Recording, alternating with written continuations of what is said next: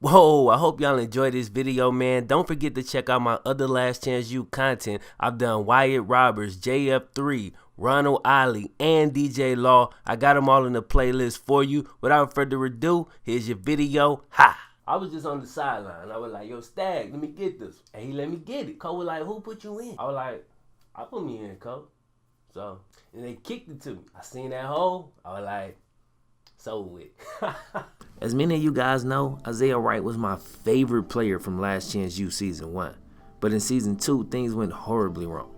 Isaiah lost his scholarship offers to Auburn and all the other D1 programs that offered him when he's clearly a D1 talent. A lot of this falls on Isaiah himself, and it's true that it maybe could have been avoided had he been able to keep his head. However, this video is breaking things down from Isaiah's perspective for those who might lack the empathy to do so. You got multiple stacking factors that landed Isaiah in the situation that he's in at a D2 school in West Georgia, or is it D3? It's honestly a travesty. First thing you gotta look at is Isaiah's upbringing. He grew up in horrible conditions, being abused by foster parents before later reuniting with his dad. The world he grew up in did not shield him from the harsh realities of life, and when you grow up that way, you build a tough exterior as a defense mechanism. So when you're feeling bad or sad or scared, you bury it deep down because life has taught you that any weakness will be exploited.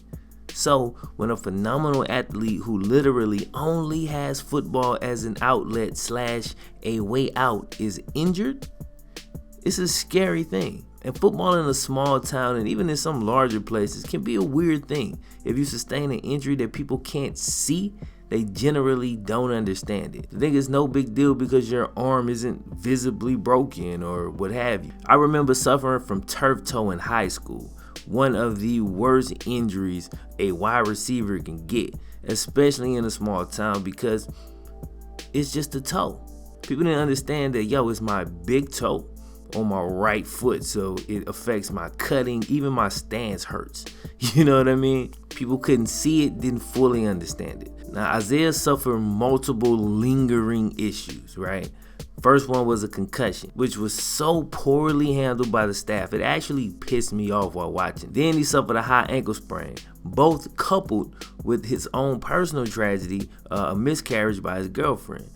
This all happened during the filming of the show. This is a short span of time, bro. It's a lot to deal with. And if you never experienced any of these things for yourself, please don't be so quick to judge.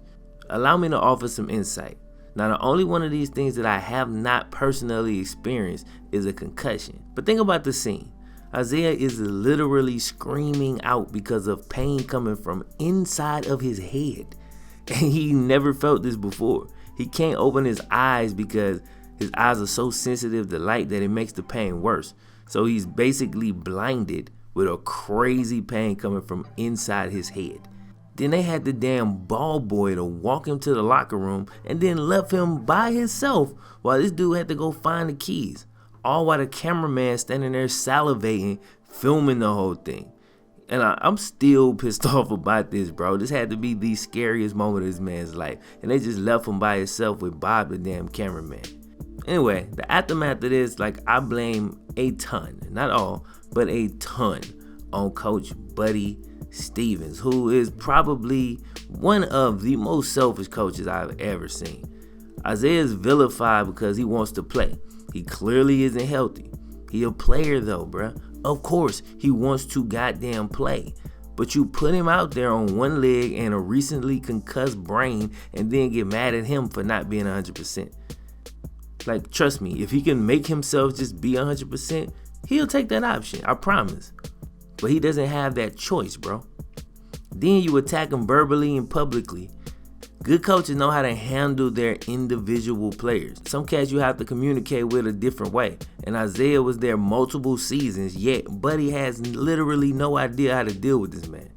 So he's just vilified kid who sees his opportunity, his one chance slipping away. Isaiah tries to open up to Buddy briefly during the locker room scene, but Buddy shuns him in that vulnerable moment. This is a key scene.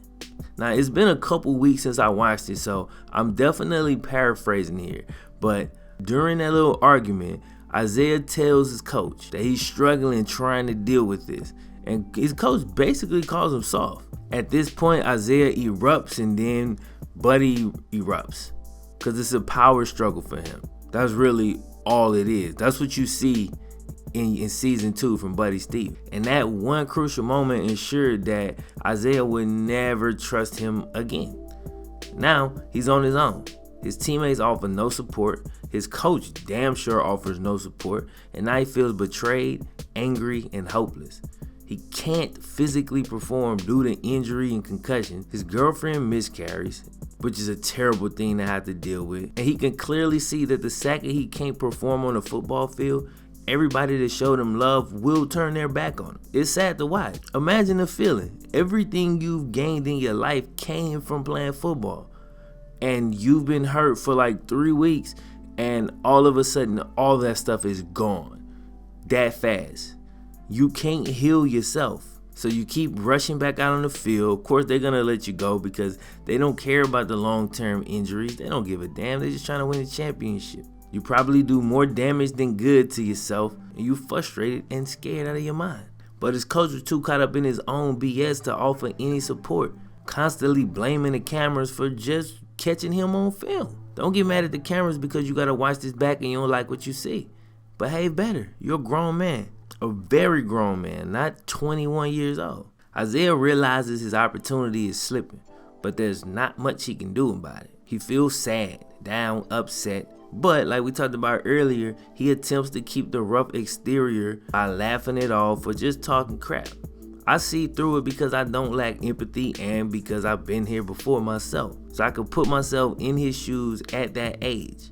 Hell, I remember my best opportunity to get a D1 scholarship before I ended up going D1 AA was basically snatched away by the exact same injury. Not the concussion, but the high ankle sprain. Literally the day before I was supposed to be at a camp I was invited to for Mississippi State, my coaches needed me to play in a summer league basketball game.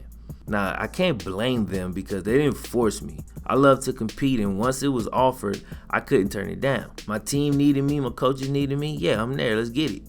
Came down on a guy's foot, twisted my ankle terribly. As a matter of fact, this is probably the worst ankle sprain I've ever had. I can usually bounce back from a normal ankle sprain in like 2 to 3 days. This took like 2 to 3 weeks. I missed the Mississippi State camp and another camp that had D1 coaches at it. My only 2 opportunities coming from a small town. As an athlete, this is probably the loneliest feeling. You put it all out there and injured yourself playing for your team, supporting your team. But when you get injured, your team don't support you. I've also dealt with the miscarriage. This is a very emotionally draining thing. And if anybody pushing your buttons around this time, you likely gonna flash out on them. Because in that moment, the problems that they presenting you with pale in comparison to the problem that you're dealing with at home. Like I said in the beginning of this, Isaiah is not without fault. Had he been able to control his temper and keep everything in line, maybe he still gets a D1 scholarship, although colleges snatch scholarships from JUCO players all the time for being injured, not for being uncoachable. So don't think for a second that he just sit on the sideline with his teammates and kept his mouth closed, that he was guaranteed to still get his D1 scholarship. That's not the case, but will he have increased his chances? Sure.